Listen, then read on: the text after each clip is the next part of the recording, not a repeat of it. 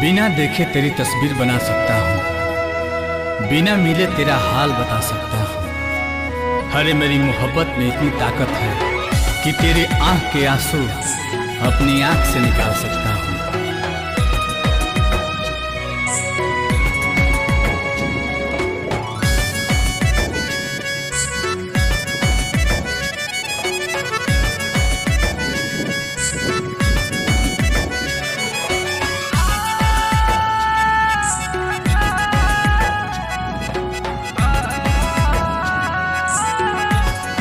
बिछड़ के को पल तोहसे जियल नइखे गवारा हो। कह कैसे उमर भरला सनम करब गुजारा हो। रोवाता दिल बेचारा हो, होई प्यार न दोबारा हो, होई प्यार न दोबारा हो, होई प्यार न दोबारा हो, होई प्यार न दोबारा हो।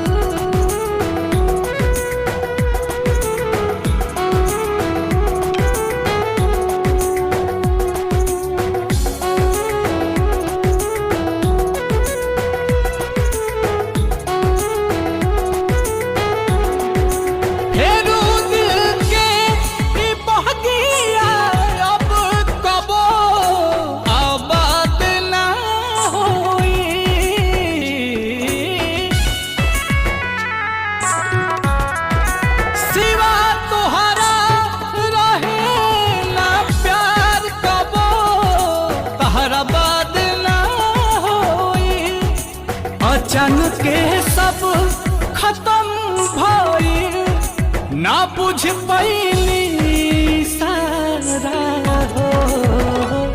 होई प्यार न दोबारा हो, होई प्यार न दोबारा हो,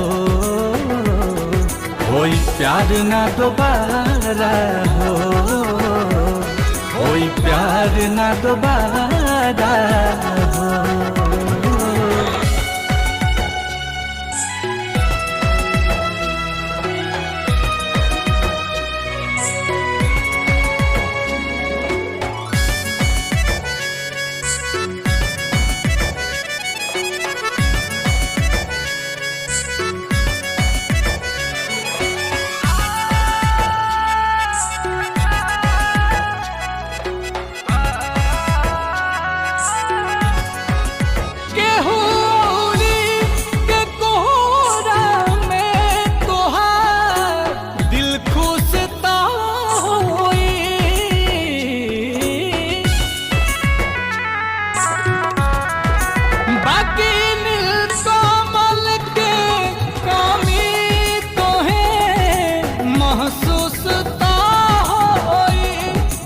नजर के सामने आंसू के ना पैबू नजारा हो।